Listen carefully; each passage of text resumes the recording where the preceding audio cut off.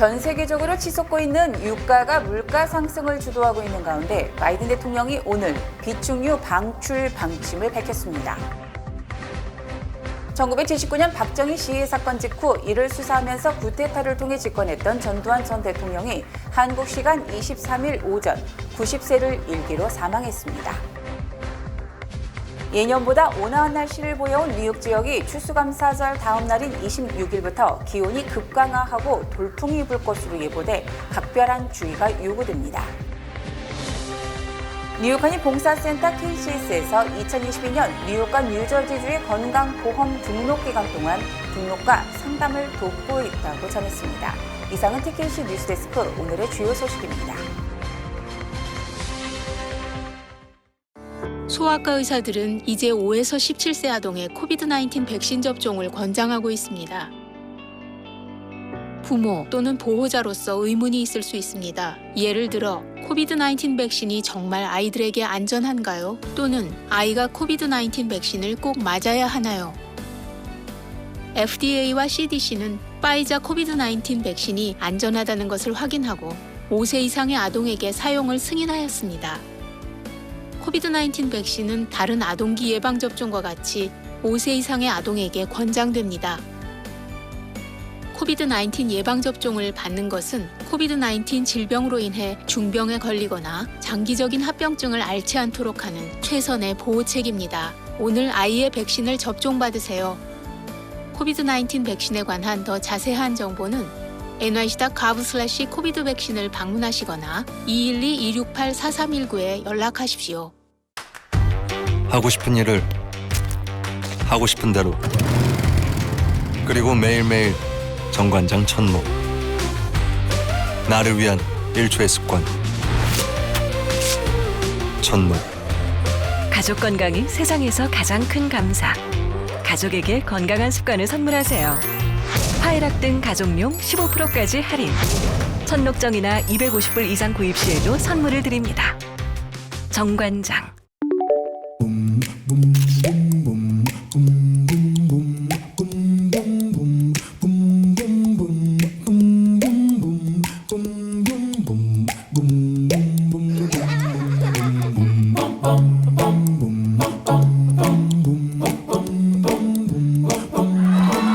우리타운을 응원해주세요. 우리타운이 다시 웃을 수 있도록 PCB가 함께 만들어가겠습니다. Pacific City Bank. 시청자 여러분 안녕하십니까? 11월 23일 화요일 TKC 뉴스데스크 첫 소식입니다. 전 세계적으로 치솟고 있는 유가가 물가 상승을 주도하고 있는 가운데 바이든 대통령이 오늘 비축유 방출 방침을 밝혔습니다. 바이든 대통령은 오늘 경제 관련 연설을 통해 유가 안정을 위해 전략적 비축유를 방출할 것이라고 발표했습니다. 연방정부가 보유한 전략적 비축유는 7억 2,700만 배럴, 약 90일분이며 이 중 약 5% 정도인 3천만 배럴에서 3,500만 배럴을 방출할 것으로 알려졌습니다. 바이든 대통령은 또 유가 안정을 위해서는 미국뿐 아니라 세계 각국의 노력이 필요하다며 한국과 일본, 인도 등에 대해서도 비축유 방출 동참을 호소했습니다. 이에 따라 한국 정부는 비축유 방출을 검토 중이며 일본은 석유 비축법 등 관련 법을 검토 중이고 미국의 요구를 거절할 수 없어 최소한의 비축유를 방출할 것으로 알려졌습니다. 인도도 이에 대한 검토에 착수했지만 비축분이 9일분에 불과한 것으로 알려져 실제 방출로 이어질지는 미지수입니다. 한편 미국 대통령이 전략적 비축유 방출을 승인한 것은 지난 1991년 걸프전, 2005년 허리케인 카트리나, 2011년 리비아와의 갈등을 겪을 때 등 3차례에 불과합니다. 1979년 박정희 시해 사건 직후 이를 수사하면서 쿠데타를 통해 집권했던 전두환 전 대통령이 한국 시간 23일 오전 90세를 일기로 사망했습니다. 전두환 전 대통령은 한국 시간으로 23일 오전 8시 40분쯤 서울 서대문구 연희동 집에서 쓰러져 숨진 것으로 파악됐습니다. 전 대통령은 최근 건강 상태가 악화돼 세브란스 병원에서 통원 치료를 받아왔으며 지병으로 혈액암의 일종인 다발성 골수종을 알아온 것으로 알려졌습니다. 전 대통령은 1931년 경남 합천에서 태어나 육군사관학교를 11기로 졸업했습니다.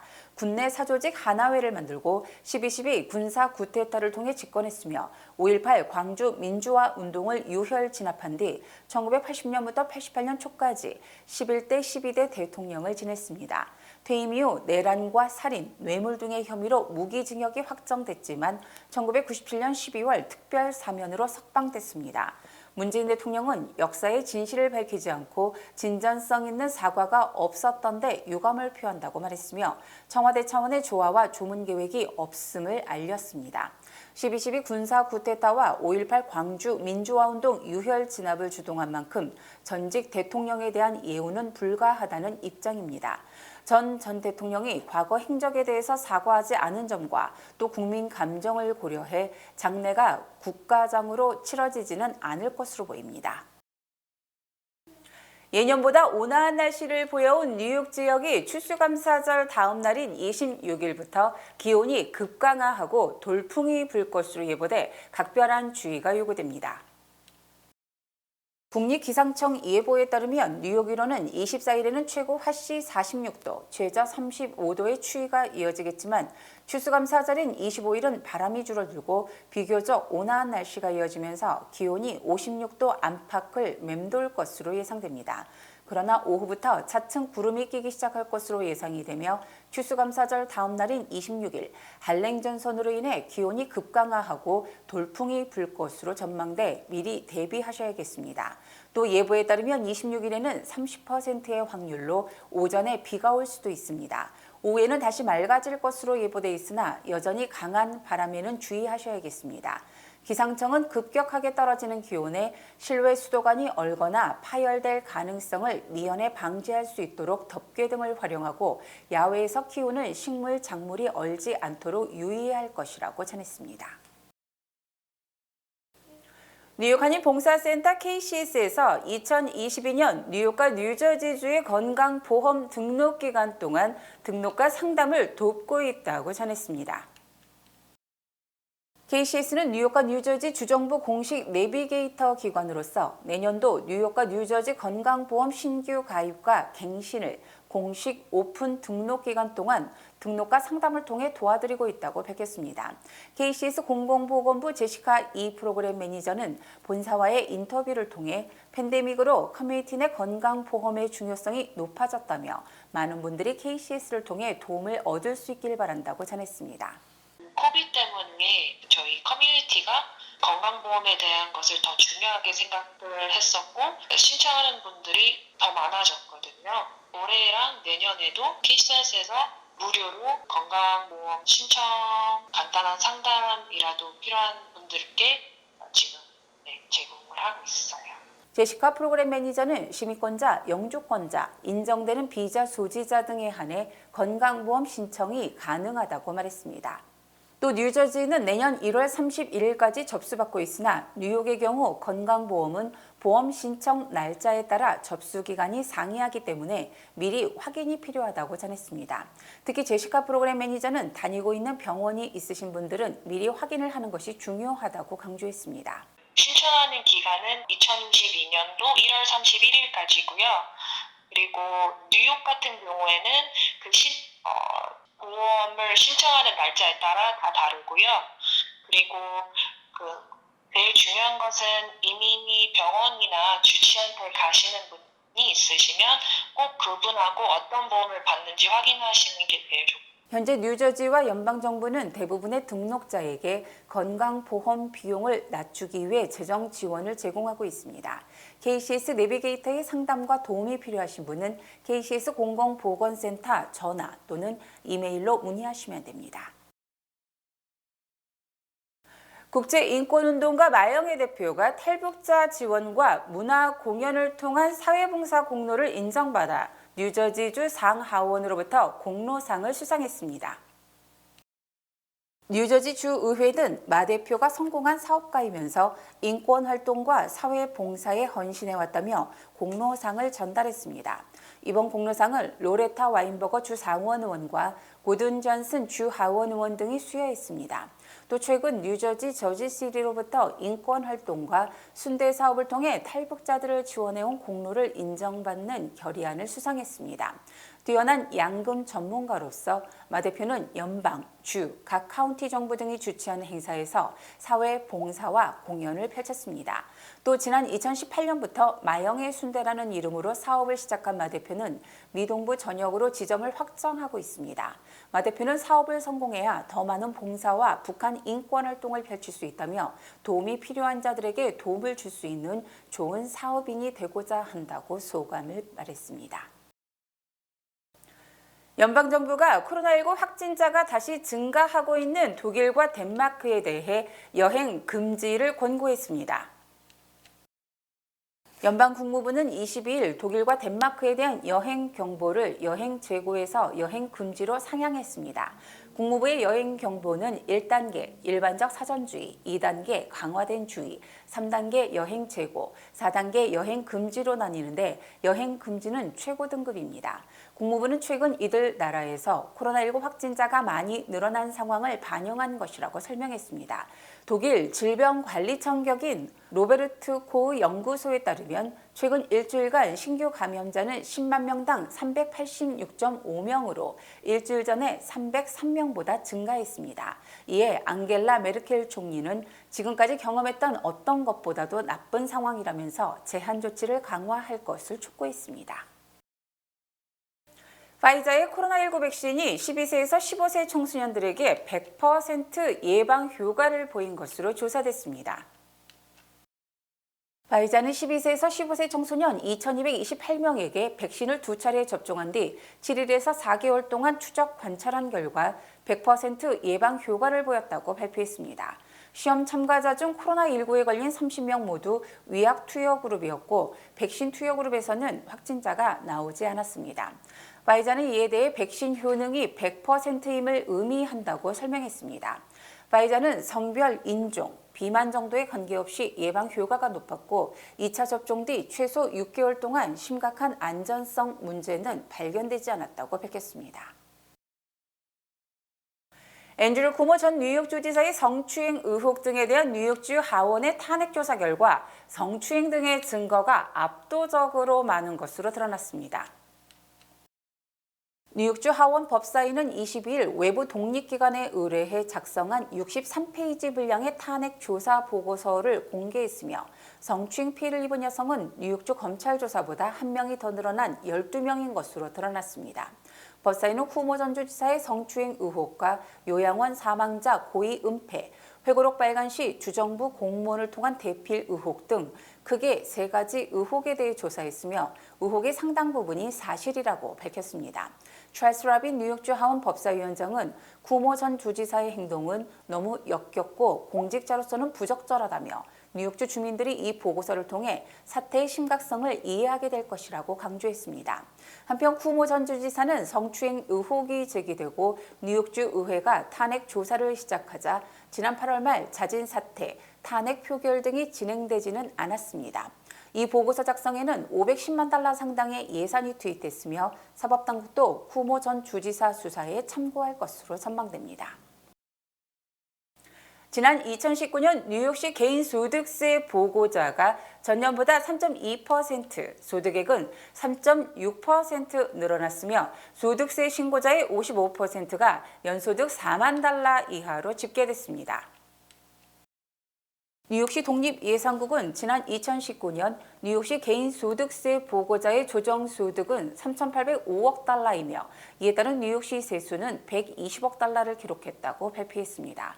또 뉴욕시 개인소득세 상위 1%는 39,956명으로 연소득이 80만 4,297달러 이상으로 조사됐으며 뉴욕시 전체 조정소득의 35.4%, 뉴욕시 개인소득세 41.3%를 부담한 것으로 나타났습니다. 특히 전체 소득세 신고자의 중간값은 3만 7,811달러에 불과했지만 뉴요커 전체의 평균 소득은 9만 5,266달러에 달해 고소득자의 소득이 압도적으로 높아 부의 불균형이 심각한 것으로 드러났습니다. 또 연소득 15만 달러에서 100만 달러 사이 소득자의 소득 총액은 2017년부터 2019년까지 17% 늘어난 반면 연소득 4만 달러 이하는 같은 기간 소득 증가율이 0.3%에 그쳤습니다.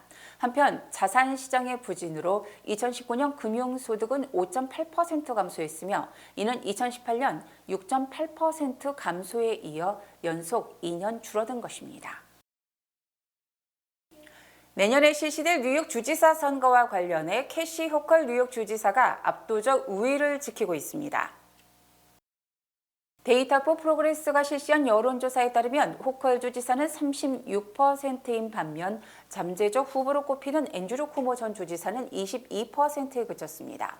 또 쿠모가 출마하지 않을 경우 호컬 주지사가 레티샤 제임스 뉴욕주 검찰총장을 39대 24로 앞서는 것으로 조사됐고 주마니 윌리엄스 뉴욕시 공익공호관은 9%에 그쳤습니다. 이외 주지사 출마를 공식 선언하지 않은 채 모금운동을 펼치고 있는 드블라지오 뉴욕시장은 비호감도가 60%에 달하며 지지도는 5%에 그쳤고 탐 소지 연방하원 의원은 7%를 기록했습니다.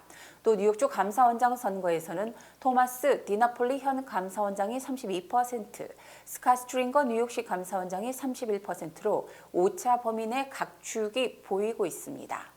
뉴욕주 검찰총장 선거에서도 48%가 부동층으로 나타난 가운데 제퍼 티치아웃이 15%로 선두를 달리고 있고 션 말로니 하원 의원이 8%를 기록, 멜린다 캐츠 퀸즈 검사장, 에릭 곤잘레스 브루클린 검사장, 캐슬린 라이스 하원 의원 등 3명은 모두 7%의 동률로 조사됐습니다.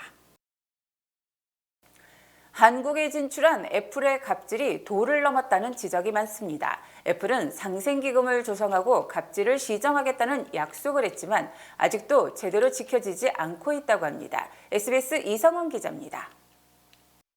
애플은 2009년 국내에 아이폰을 출시한 뒤 단말기를 팔 수 있게 해주는 조건으로 광고비와 수리비 등을 이동통신사에 떠넘겼습니다. 공정위는 애플이 우월적 지위를 내세워 이른바 갑질을 한 걸로 판단해 2016년부터 조사에 들어갔는데 심의에 들어가자 지난해 6월 애플은 동의 의결을 신청했습니다. 사업자가 스스로 시정 방안을 내놓고 공정위가 타당성을 인정하면 위법 여부를 확정하지 않고 사건을 종결하는 제도입니다. 1,000억 원 규모의 상생기금 조성과 이통사와의 광고 비용 분담 개선 등을 골자로 한 시정안은 받아들여졌고 당시 공정위가 4년이나 조사해놓고 사실상 면죄부를 줬다는 논란도 일었습니다.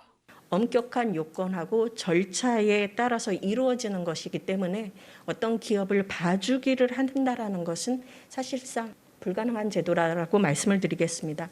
그런데 최근 애플이 이통사와의 광고비 관련 계약을 다시 쓰기로 한 기한을 어긴 걸로 확인됐습니다. 더 큰 문제는 새로 맺은 계약에서도 이통사들이 예전처럼 애플의 광고비를 상당 부분 부담하기로 한 점입니다. 업계에선 사실상 달라진 게 없다며 광고비 분담의 구체적 방안을 시정안에 명시하지 않았을 때 예견됐던 일이란 입장입니다.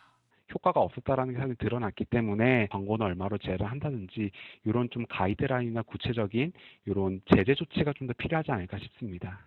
공정위는 이행 강제금을 부과하는 등 애플에 대한 제재 조치를 논의하고 있다고 밝혔는데 자진 시정안 이행에 대한 실효성 있는 점검이 필요하다는 지적입니다. SBS 이성훈입니다. 제64회 그래미상의 BTS가 베스트 팝 듀오 그룹 퍼포먼스 후보에 올랐습니다. 자세한 소식을 김유리 기자가 보도합니다. 그래미 어워드를 주관하는 레코딩 아카데미 유튜브, 트위터, 페이스북 등을 통해 내년 1월 31일 열리는 제64회 그래미 어워드 최종 후보가 23일 공개됐습니다. 이날 방탄소년단은 지난 5월 발표한 디지털 싱글 버터로 베스트 팝 듀오 그룹 퍼포먼스 부문에 선정됐습니다. 다만 4대 본상 후보에는 실패했습니다. 이번 그래미상 후보는 2020년 9월 1일부터 2021년 9월 30일까지 발표된 작품이 대상입니다. 방탄소년단의 그래미상 후보 지명은 이번이 두 번째로 이들은 지난 3월 열린 제63회 그래미 어워드에서 다이너마이트로 베스트 팝 듀오 그룹 퍼포먼스 부문 후보에 올랐지만 수상은 불발됐습니다. 방탄소년단이 그래미상 후보에 오른 가운데 수상으로 이어져 미국 3대 대중음악 시상식 그랜드 슬램을 이룰 수 있을지 관심이 쏠리고 있습니다. 주요 단신 전해드립니다. 내년에 실시하는 제20대 대통령 재외선거에 지금까지 뉴욕 총영사관 관할 지역에서 총 1,773명이 국외 부재자 신고와 재외선거인 등록을 한 것으로 나타났습니다. 지난 21일 미러키 워크쇼에서 크리스마스 프라이드 행렬을 거쳐 40여 명의 사상자를 낸 용의자는 39세 남성으로 가정폭력을 저지른 뒤 도주하다 범행을 저지른 것으로 확인됐습니다. 지난 1월 6일 연방의회 난입사태에 가담, 연방의원들을 죽이고자 선동했던 퀸즈 37세 남성에게 뉴욕 동부 연방법원이 징역 19개월 실형을 선고했습니다. 맨하탄 소재 미국 자연사 박물관에 세워진 테오도르 루즈벨트 대통령의 동상이 내년에 오픈하는 노스 타코타주의 루즈벨트 기념관으로 옮겨집니다. 어젯밤 브루클린의 한 주택에서 흑인 인권운동가 말콤 X에 따른 56세 마리카 샤바즈가 숨진 채 발견됐으며 타살 흔적은 없는 것으로 알려졌습니다. 브롱스에서 23일 오전 7시 20분경 13세 남학생이 등교하던 길에 갑자기 목에 총을 맞은 것을 발견하고 병원에 실려갔습니다. 다행히 목숨에는 지장이 없다고 뉴욕시경은 밝혔습니다. 경찰은 정신적인 문제가 있는 36세 남성 용의자를 체포했습니다. 바이든 대통령이 연방공무원 코로나19 백신 접종 의무화 기간으로 설정한 어제까지 공무원 중 90% 이상이 접종을 받은 것으로 집계됐습니다. 지난 19일 84개국에 공개된 지옥이 20일 기준 넷플릭스 페트롤의 집계에서 전 세계 넷플릭스 TV 시리즈 부분 인기 1위에 오른 것으로 나타났습니다. 전라남도의 대표 상품인 영광 보리굴비, 굴비고추장, 곱창김, 미역 등 우수 농수산물이 구비되어 있습니다. 또한 어머님들이 좋아하시는 최고 품질의 젓갈류도 준비되어 있으며 최고급 원액 갈치액젓, 멸치액젓 등도 선보입니다. 전라남도 농특산물 특판 행사는 2021년 11월 19일 금요일부터 11월 28일 일요일까지 뉴저지 한남체인과 한양마트 플러싱점에서 개최됩니다. H마트 리지필드점에서 돌려라 행운의 룰렛 이벤트를 진행합니다. 2022년 1월 2일까지 매주 금요일, 토요일, 일요일 오후 12시부터 8시까지 40달러 이상 구매 시 1번, 80달러 이상 구매 시 2번, 150달러 이상 구매 시 룰렛에 3번 참여하실 수 있습니다. 리지필드점에서 40불 이상 구매하시고 룰렛 이벤트에서 경품 받아가세요. 여러분들의 많은 성원 부탁드립니다. 외국에서도 꼭 챙겨야 할 소중한 나의 한 표. 아직 안 하셨다면 지금 바로 신고 신청하세요. 제20대 대통령 재외선거를 투표하려면 2022년 1월 8일까지 국외 부재자 재외선거인 신고 신청을 해야 합니다. 자세한 신고 신청 방법은 인터넷 ova.nec.go.kr 또는 공관 방문 또는 우편 등이 가능합니다. 한 표의 기적, 제20회 대통령 재외선거 신고 신청으로 시작됩니다. 날씨 전해드립니다. 수요일인 내일은 맑겠습니다. 내일 낮 최고 기온은 47도, 밤 최저 기온은 36도입니다. 해 뜨는 시각은 오전 6시 53분, 해 지는 시각은 오후 4시 31분입니다.